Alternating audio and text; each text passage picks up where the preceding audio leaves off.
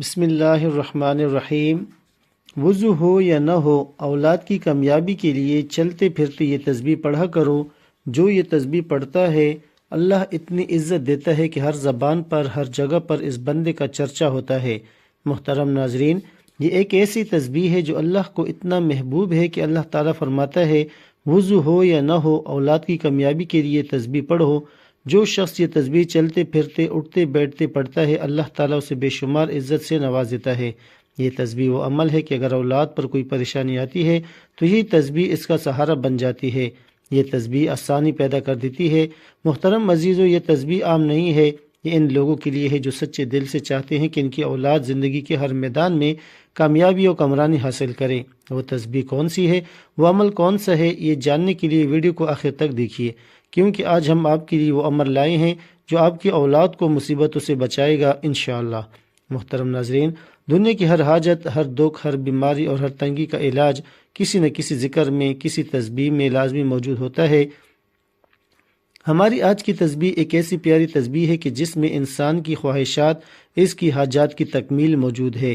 یہ الفاظ نہ صرف زمین پر کہے جاتے ہیں بلکہ آسمانوں میں فرشتے، انبیاء اور مقربین بارگاہ الہی کی زبان پر بھی یہی کلمات جاری رہتے ہیں۔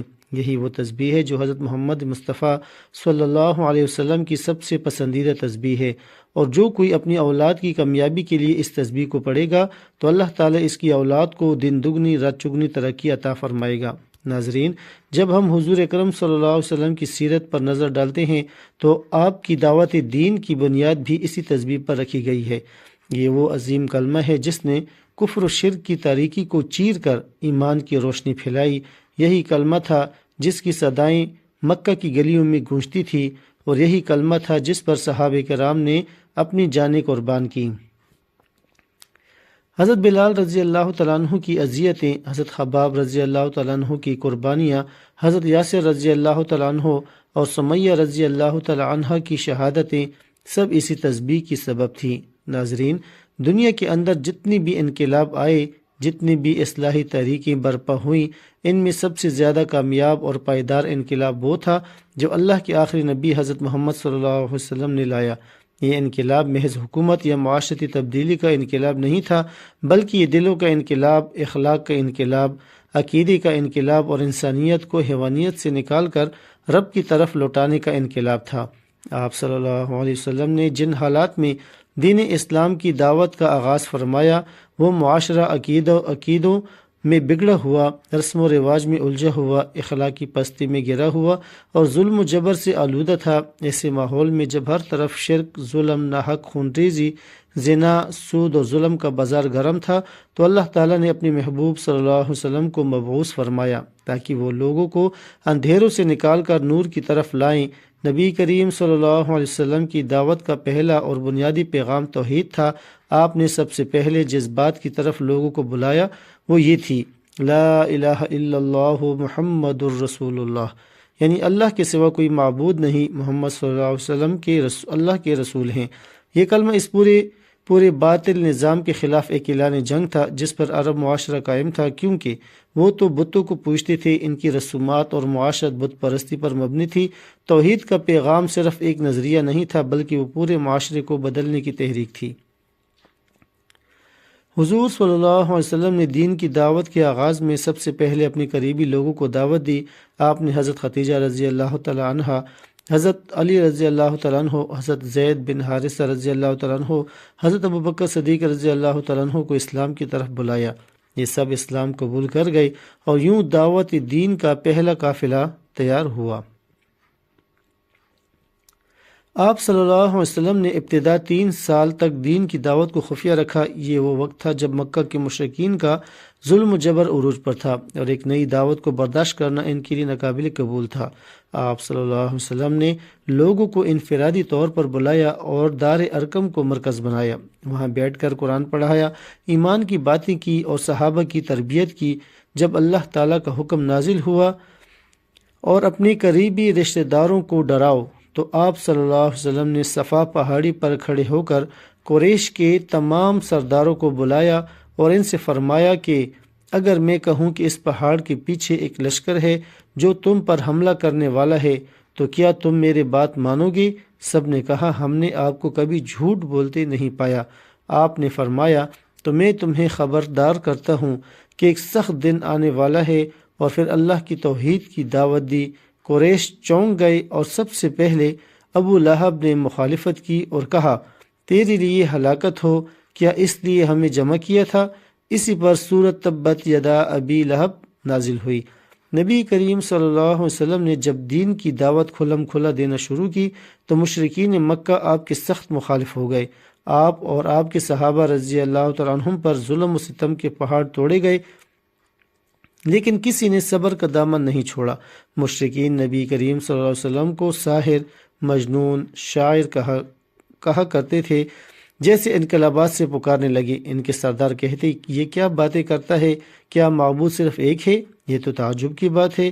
بنی ہاشم کا 3 سالہ مقاطعہ بائیکاٹ، شعب ابی طالب جس میں کھانے پینے کی اشیاء بند کر دی گئیں، بچوں کے رونے کی آوازیں مکہ میں سنائی دیتی، یہاں تک کہ درختوں کے پتے کھا کر گزارا کیا گیا۔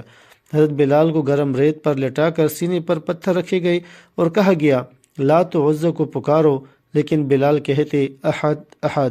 حضرت خباب رضی اللہ تعالیٰ عنہ کی پیٹھ پر دہکتے کوئلے رکھے گئے۔ حضرت یاسر رضی اللہ تعالیٰ عنہ اور سمیہ رضی اللہ تعالیٰ عنہ کو اذیت دی گئی، یہاں تک کہ سمیہ رضی اللہ تعالیٰ عنہ اسلام کی پہلی شہیدہ بنی۔ جب مکہ میں زمین تنگ ہو گئی تو آپ صلی اللہ علیہ وسلم طائف تشریف لے گئے کہ شاید وہ لوگ دین حق کو قبول کریں، لیکن وہاں کے سرداروں نے مذاق اڑایا اور عوام کو آپ صلی اللہ علیہ وسلم پر پتھر برسانے کو کہا، یہاں تک کہ آپ کے جسم مبارک سے خون بہنے لگا۔ آپ نے اس دکھ کی گھڑی میں بھی بد دعا نہیں کی، بلکہ فرمایا اے اللہ میری قوم کو ہدایت دے، یہ نہیں جانتے۔ جب مکہ میں ظلم و ستم حد سے بڑھ گیا تو اللہ تعالیٰ کے حکم سے آپ صلی اللہ علیہ وسلم نے مدینہ کی طرف ہجرت فرمائی۔ مشرکین نے قتل کا منصوبہ بنایا، لیکن اللہ نے حفاظت فرمائی۔ حضرت علی رضی اللہ تعالیٰ عنہ کو اپنے بستر پر سلا کر آپ صلی اللہ علیہ وسلم رات کے اندھیرے میں روانہ ہوئے۔ غار ثور میں حضرت ابو بکر رضی اللہ تعالیٰ عنہ کا خوف اور آپ صلی اللہ علیہ وسلم کا اطمینان، یہ واقعہ ہمارے لیے صبر اور توکل کی عظیم مثال ہے۔ آخر کار وہ دن آ پہنچا جب نبی کریم صلی اللہ علیہ وسلم 10,000 صحابہ کے ساتھ مکہ میں فاتح بن کر داخل ہوئے۔ یہ وہی مکہ تھا جہاں آپ پر سب سے زیادہ ظلم ہوئے تھے، لیکن آپ صلی اللہ علیہ وسلم نے بدلہ لینے کے بجائے سب کو معاف کر دیا اور فرمایا آج تم پر کوئی گرفت نہیں، اللہ تمہیں معاف کرے۔ یہ تھا آپ صلی اللہ علیہ وسلم کا اخلاق، اور یہی تسبیح آپ صلی اللہ علیہ وسلم کی دعوت کی اصل روح تھی۔ اسی تسبیح کی وجہ سے آپ صلی اللہ علیہ وسلم پر اور آپ صلی اللہ علیہ وسلم کے اصحاب اور آل پر ظلم و ستم کی انتہا کر دی گئی، لیکن نہ ہی آپ صلی اللہ علیہ وسلم نے اس تسبیح کو چھوڑا، نہ ہی دعوت حق کو چھوڑا، اور نہ ہی آپ کے صحابہ اور اہل بیت نے اس تسبیح کو چھوڑا۔ اس تسبیح کی وجہ سے اللہ تعالیٰ نے ہر آزمائش میں ثابت قدم رکھا اور آپ کی ہر خواہش کا احترام کرتے ہوئے آپ صلی اللہ علیہ وسلم کو اپنے مقصد حق میں کامیاب رکھا۔ نبی کریم صلی اللہ علیہ وسلم کی دعوت کا محور صرف توحید، عبادت اور اخلاق تربیت نہیں تھا، بلکہ اس میں صبر، استقامت، رحمت، عدل، برداشت اور اخلاق جیسی اعلیٰ صفات بھی شامل تھیں۔ آپ صلی اللہ علیہ وسلم نے ہمیں سکھایا کہ دین کی راہ میں مشکلات آتی ہیں، دل دکھتے ہیں، راستے بند ہوتے ہیں، لیکن صبر، یقین اور اللہ سے تعلق قائم رکھو تو وہی راستے کھلتے ہیں، وہی دشمن دوست بن جاتے ہیں اور اندھیرے اجالوں میں بدل جاتے ہیں۔ ناظرین، جو والدین واقعی دل سے چاہتے ہیں کہ ان کی اولاد دنیا میں کامیاب ہو، عزت پائے، نیک ہو، با اخلاق ہو، ہر جگہ ان کا نام روشن ہو، لوگ ان کی اولاد کی مثالیں دیں، اور ان کی اولاد جب کسی مجلس میں جائے تو سراہے جائے، جب کسی محفل میں بیٹھے تو سب کی توجہ ان کی طرف ہو، جب کوئی ان کے بچوں کا نام لے تو عزت سے لے، ہر امتحان میں سرخرو ہو، ہر میدان میں نمایاں ہو، دنیا کی دوڑ میں پیچھے نہ رہیں بلکہ آگے بڑھیں، رزق میں برکت ہو، تعلیم میں کامیابی ہو، کیریئر میں بلندی ہو، اور سب سے بڑھ کر وہ دین پر بھی قائم رہیں۔ والدین کی آنکھوں کی ٹھنڈک بنے، ان کی دعاؤں کا اثر ان کے بچوں کی زندگی میں نظر آئے، ہر پریشانی ان سے دور ہو، ہر میدان میں اللہ تعالیٰ ان کا مددگار بنے، لوگ ان کے اخلاق سے متاثر ہوں، ان کی صحبت نیک لوگوں کے ساتھ ہو، ان کا دل قرآن سے جڑا رہے، ان کا تعلق مسجد سے قائم ہو، والدین جب ان کی طرف دیکھیں تو دل سے شکر ادا کریں کہ اللہ نے ایسی اولاد دی جو دنیا اور دین دونوں میں کامیاب ہے۔ یہ ہر اس ماں باپ کا خواب ہوتے ہیں جو اپنی اولاد کے لیے دن رات دعائیں کرتے ہیں، جو ان کی خوشی میں اپنی خوشی سمجھتے ہیں، جو چاہتے ہیں کہ ان کی بعد ان کی اولاد ان کا نام روشن کرے اور نیکی کا ذریعہ بنے۔ تو وہ تمام والدین جو دل سے چاہتے ہیں کہ ان کی اولاد کامیاب ہو، عزت والی ہو، ہر میدان میں سرخرو ہو، دنیا اور دین میں بلند مقام پائے، وہ اس تسبیح کو اپنا معمول بنا لیں۔ یہ وہ تسبیح جس کے ذکر کرنے والے کو اللہ رب العزت ایسی عزت عطا فرماتے ہیں کہ مخلوق خود بخود اس کی قدر کرنے لگتی ہے۔ لوگ اس کے کردار کی گواہی دیتے ہیں، دلوں میں اللہ اس کے لیے محبت ڈال دیتے ہیں اور دنیا اس کے نام سے واقف ہونے لگتی ہے۔ یہ تسبیح اللہ کے ایسے مبارک کلمات پر مشتمل ہے کہ جو شخص اسے روزانہ پڑھتا ہے اس کے راستے کی رکاوٹیں خود بخود دور ہونے لگتی ہیں، مشکلات آسانیوں میں بدل جاتی ہیں اور جو مقصد دور نظر آ رہا ہوتا ہے وہ قریب آ جاتا ہے۔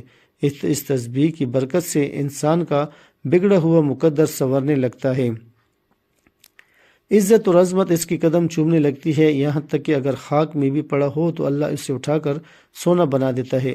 تو ناظرین، جن کا رزق رکا ہوا ہو وہ کھلنے لگتا ہے، جو دروازے بند ہو وہ کھلنے لگتے ہیں اور دل کو ایک ایسا سکون عطا ہوتا ہے جو صرف اللہ کے ذکر سے نصیب ہوتا ہے۔ تو یہ تسبیح جو ہے کامیابی کا وہ زینہ ہے جو صرف زبان پر چند کلمات لانے سے دل و دماغ اور زندگی کو اللہ کی رحمت سے بھر دیتے ہیں۔